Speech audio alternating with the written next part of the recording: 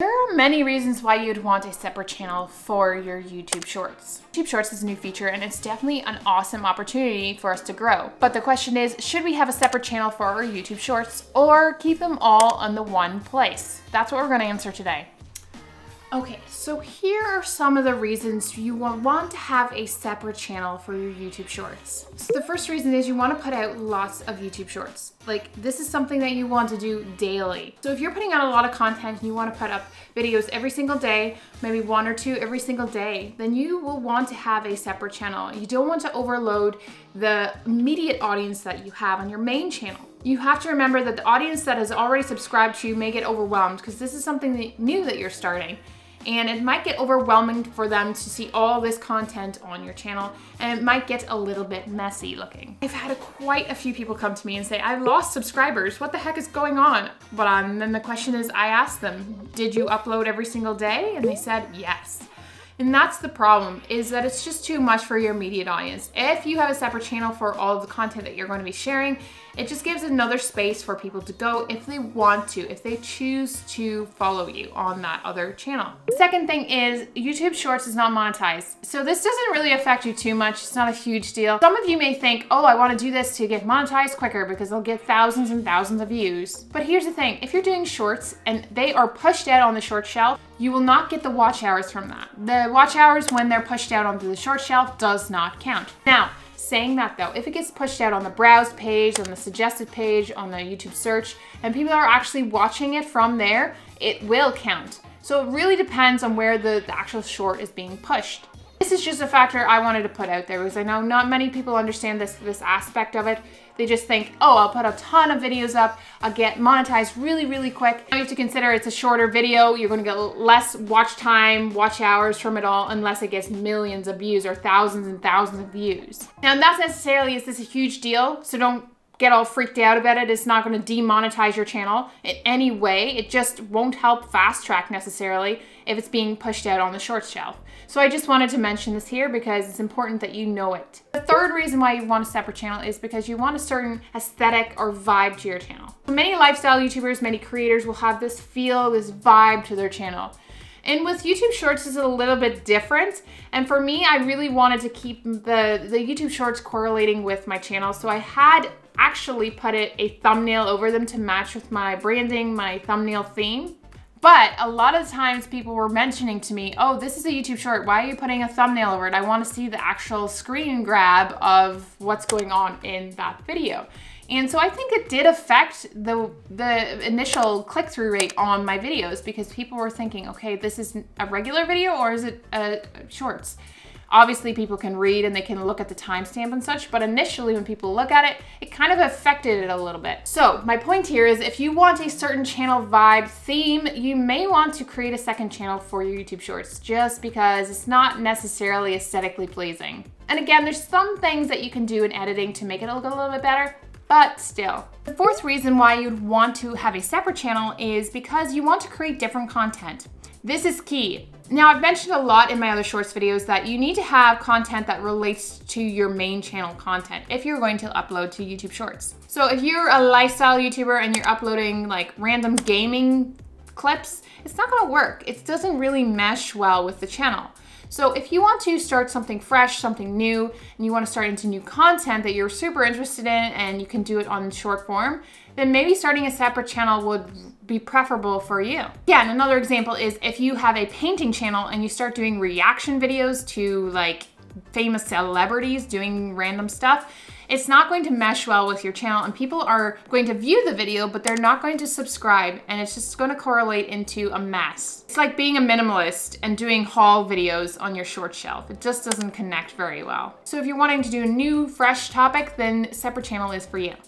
Comment below if you are doing YouTube Shorts right now. And do you have a separate channel or are you keeping it on your main channel? Comment below and let me know. So if you do keep it on your main channel, how can it help you? So the first thing that it can do is it can actually bring new eyes, new traffic to your channel. This is a great opportunity for small creators to get a little extra boost to their channel, get more traffic coming into their channel that they may have not gotten the opportunity before. Actually gain quite a few subs just from the short shelf alone. So this is another opportunity for you to get more traffic, get more subscribers if you're doing the same content, and it will help you push your channel out a little bit more. Getting these opportunities as small creators is usually slim to none. It's usually the big creators that get to try out new things first, and we don't necessarily get this opportunity. So starting into this and knowing that it's so early on, we're getting a huge opportunity here. It's the same thing as like the early days of YouTube starting out. The creators that were on there got huge opportunities. Obviously, it's changed a lot over since then. The algorithms changed. There's a lot of new rules in place.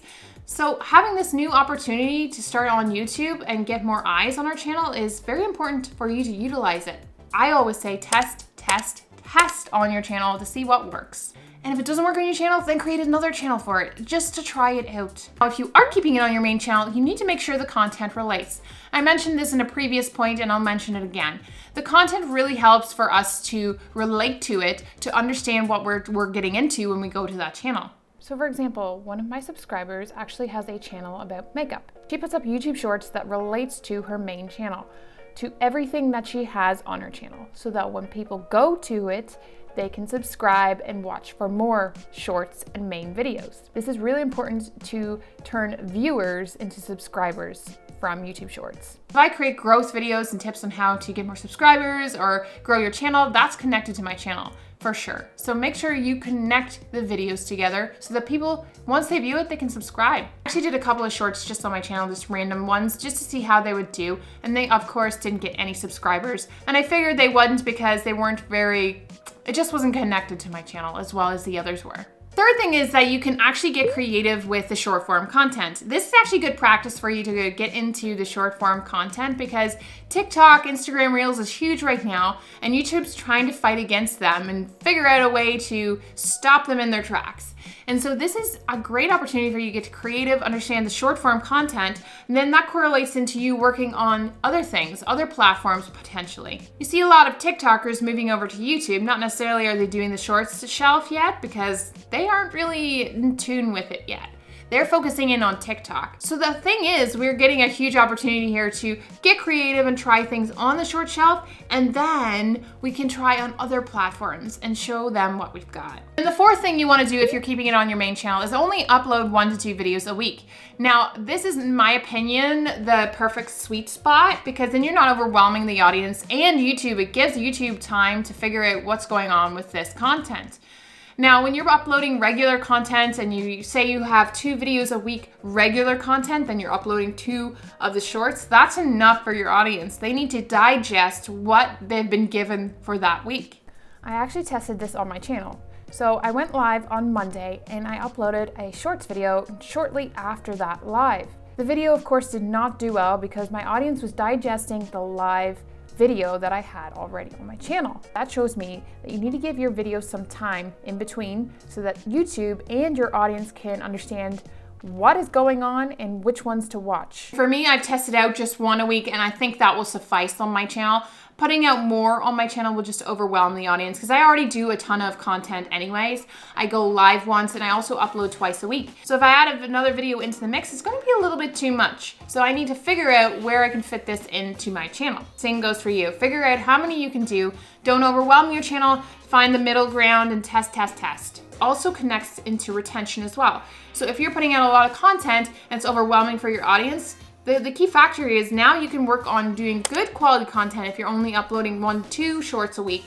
Good quality content that's entertaining, that's going to keep them watching to the very, very end. And that's the key for YouTube Shorts. So that is my advice when it comes to keeping it on a main channel or having a totally separate channel for your YouTube Shorts. And I think from what I've studied and researched and done on my own end, I think these points really stand out to me the most, and I thought I would share them with you. I really love YouTube Shorts, and I think you all should be trying it out at least somewhere, getting a feel for it, because short form content is now starting to pop up out of the woodworks. You've seen that on TikTok, Instagram Reels, and now YouTube. So there's 3 huge platforms that are trying to compete with each other. You want to make sure you're on one of them because honestly, that's one direction that it's going right now. The new generation likes fast-paced content that doesn't have a whole bunch of rules around it, that they can just, get creative and do something in a short amount of time. Anyways, I will link in the end cards a playlist all about YouTube Shorts. I have tons of videos on this specifically. I give you some video ideas. I actually go into detail on growth tips within YouTube Shorts. So make sure you check those out after this and binge watch it. And I'll also link it in the comments below because that way you can go straight over to it and get that content straight up. So anyways, guys, don't forget to create adventure and live to inspire. Have a good one.